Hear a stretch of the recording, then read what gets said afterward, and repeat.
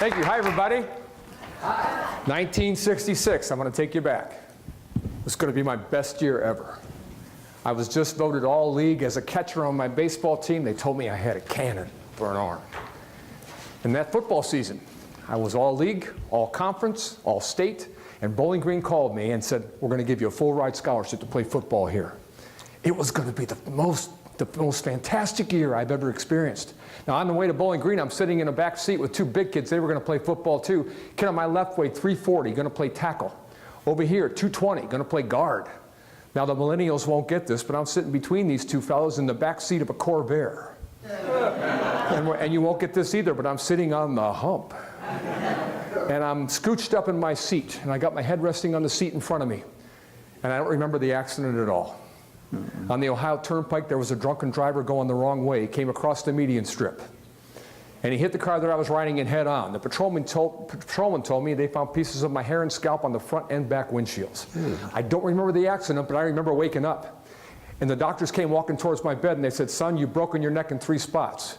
You're never going to walk again. You're never going to play sports again. You're never going to coach sports again. You're never going to drive a car again. They had a whole list of all these things that I was never going to be able to do. And I fell victim to that for a little while. I started to believe. I started to buy into that. And then I developed a list of things that I was never going to let happen to me. I was going to never let a person tell me that I can't do something. I was going to never let a person tell me what my human spirit was like Scott just talked about, and what I was capable of doing in my life. And I was going to turn this around. And I want to help you do it too, because there's a few things that I learned from that. See, we have the power, this human spirit inside of us. We can do anything that we want to do. You heard Nito this morning. He didn't know how to speak English, and he came to this country and wrote 18 books. Wow, that's amazing. How many of you would like to write a book? Well, I met a young woman in Minneapolis that outdid Nito. She never learned how to read, and she never learned how to write. And yet she published a book that changed her life. And I bought a copy with me to prove this. Because her book is called Everything That Men Know About Women. And it's empty. There's nothing in this book. She just was very creative. And this book changed her life. If you look at the back, she charges $3.50 for a book. And you might think our economy's not doing too well right now, but it says here, if you live in Canada, you pay $6.25 for a book that's got nothing in it. The first year she had this book out, she sold 1.2 million copies. Wow. Now, would that have changed your life? Would have changed my life too. So why didn't you write the book? Why didn't I write the book? Well, see, there's something that holds us back and stops us from doing things in our lives and going for those dreams. And if you hang around negative people telling you you're never going to be able to do something, it feeds this thing.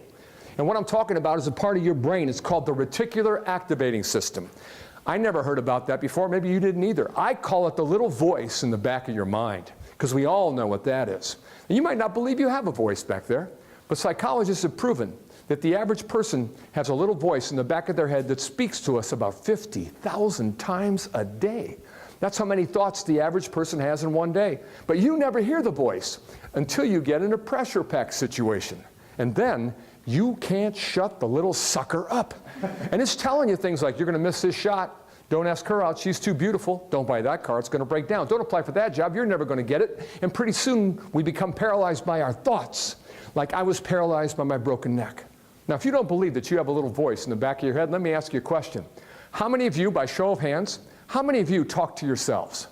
Whoa, a lot of people talk to themselves in here. But I think one of you over here and one of you back over here, you didn't raise your hand. And I understand that. Maybe you're new to the group, or maybe you're sitting by someone that you like or someone you really respect, and you don't want them to think that you're wacko, so you're not going to raise your hand. But usually 3 things happen every time I ask this question, the same 3 things. Number 1, when I ask people if they talk to themselves, they usually start giggling. And they go, oh, well, you know, I did once a long time ago. I don't know, maybe. Second thing that happens, people start raising their hands, but they raise their hands in a very special way. They go like this. Don't want to be the only one.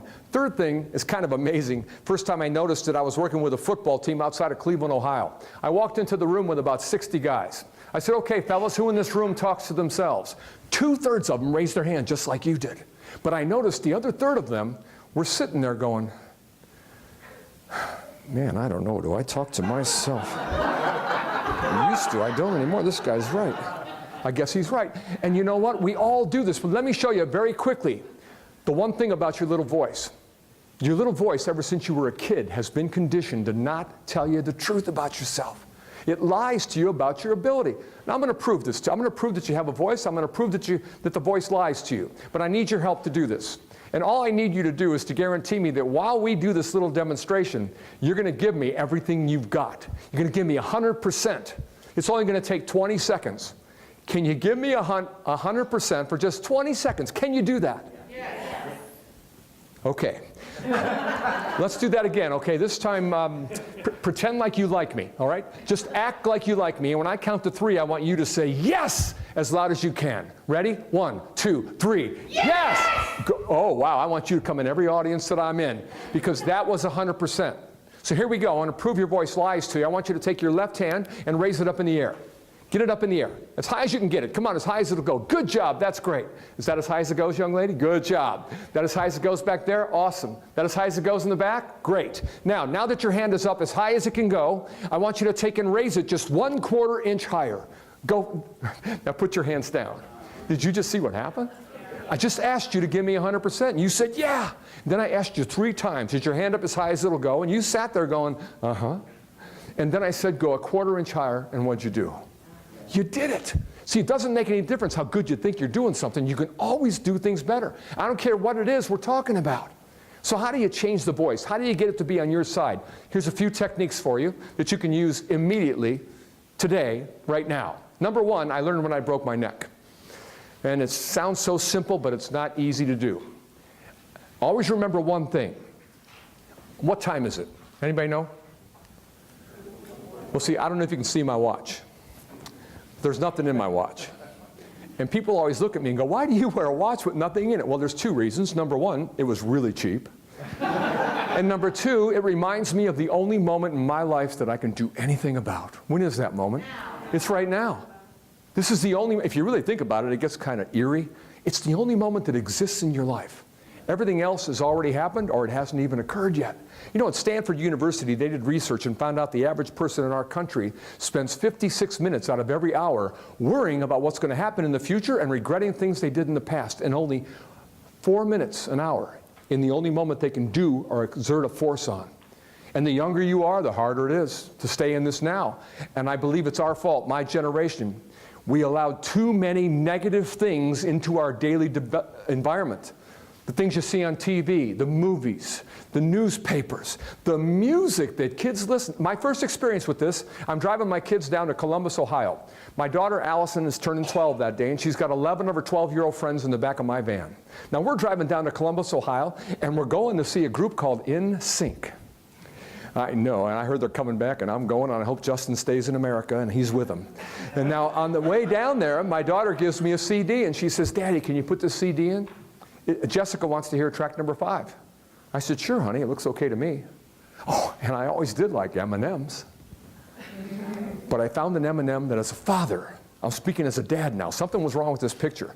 A 52-year-old man driving a truckload of girls to Columbus, Ohio with that language coming out of that speaker. And when I started to visualize what this guy was speaking about and talking and singing about, and I thought the girls were seeing the same thing, that music had to go. And if you haven't noticed, it's everywhere now. Even in my favorite kind of music, and I love country music. I love being down here. I love country music, but there's some bad country. Did you read that article in Newsweek recently? Do you know what happens when you sing country music backwards? You sober up, you get a job, your wife comes back, you get a new pickup truck, and your dog finds its way back home. Now, I'm just kidding, but that leads me to point number 2, how to change the voice. This is so sophomoric that people stopped using this technique. But here it is. It's called affirmation training. Now, if you've never used an affirmation is a positive statement. It takes you off the negative. It's a positive statement, always done in first person, present tense, like it's already happening to you. Let me give you an example. My favorite affirmation is this. I am always calm and confident under pressure. I am always calm and confident under pressure. Now, if you notice, there's 2 different body languages and 2 different voice inflections. When you change your body language, different areas of the brain are actually firing off and storing the information, and I want to get the whole thing involved. Now, people always look at me and they go, come on, man. Are you telling me that by saying good things over and over, you're going to change your life? No, you change your actions. If you don't believe you can change the way you think and feel by repeating good things over and over, let me prove that you're wrong. Has anybody here ever been to Disney World before? Well, then you proved you were wrong. Because if you're like me, when I go to Disney World, and I'm going at Christmas time, the first place that I'm heading to is the Magic Kingdom. Because I want to feel like I did when I was 6 years old. And I'll tell you what, I always take the boat over. Because when you take the boat, the horizon sort of creeps up on you, and the suspense builds gradually. And I got to tell you, I get chills all over my body when I first see Cinderella's castle. And I go through Cinderella's castle, take a quick left, second right on the right. I go in there, and that ride is called It's a Small World. Has anybody ever been in that ride before? Well, then you tell me, when you get off that ride, what song are you humming for the next 3 hours? And your heads are going like that, and you can't stop them because that's what you saw and heard. And guess what? That's how affirmations work. If you say them enough, they come back into your mind when you least expect them to be there. It's like advertising yourself to yourself. Do you think advertising works? You're darn right. That's why every client that I have, that I work with one-on-one, the first thing I have them do is make an advertisement about themselves, because it'll stick with you. If you don't believe that, finish this sentence for me. Plop, plop, fizz, fizz. Wow. Well, guess what? That advertisement has not been heard in its entirety for over 25 years, and yet people still remember it. How about this one? How do you spell relief? R-O-L-A-I-D-S. That one hasn't been heard for over 15 years, but you still remember it. That's how powerful. Oh, the other day I was speaking to the Cleveland Clinic, and I was talking to doctors and nurses from all over the world. And I said, how do you spell relief? And they said, F-A-R-T. But we had a lot of fun with that group. And by the way, if you don't believe what I'm telling you now, the king of affirmations, he just passed away, sadly. His name was Muhammad Ali. And Muhammad Ali used to walk around saying something about himself. What did he say about himself every day? I am the greatest. What did he become? Arguably, but it doesn't make any difference what we think. In his mind, he really believed he was the greatest. I can prove that. In his book that he wrote, he talks about flying to Miami Beach. And the stewardess is walking up and down the aisle. And she comes across Muhammad Ali's seat and looks down and says, gee, champ, I'm sorry, but everybody has to have their seatbelt buckled before this plane's going to take off. And Ali looks up at her disdainfully and says, look, miss, Superman don't need any seatbelt. And she was quick, and she said, oh, yeah? Well, Superman don't fly any airplane, so you better buckle up. And he did. And the point is, he really had this belief. Now, if you don't believe in that power, I'm going to show you why you really use an affirmation. And we're going to take a page out of Muhammad Ali's book right now. And what I'd like you to do is to turn to a person sitting on either side of you, shake their hand, and look them in the eye and say, hey, being me is the greatest. Go on, shake their hand, tell them, being me is the greatest. Have some fun. Awesome.